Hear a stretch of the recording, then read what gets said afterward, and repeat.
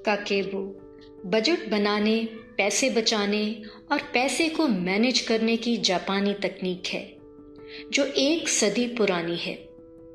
ये खर्चे को मैनेज करने का एक आसान तरीका है।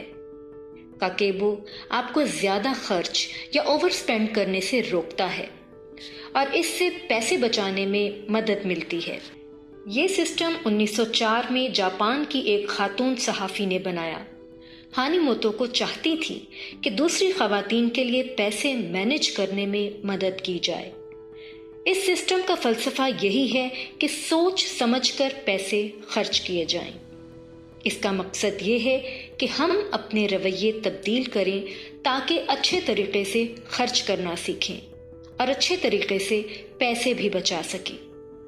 लेकिन इसका तरीका आखिर क्या होगा? वो तरीका ये है कि अपने खर्चे को 4 हिस्सों में तकसीम करें: ज़रूरियात, ख्वाहिशात, सकाफ़त और वो खर्चा जो गैर मुतवक्के हो।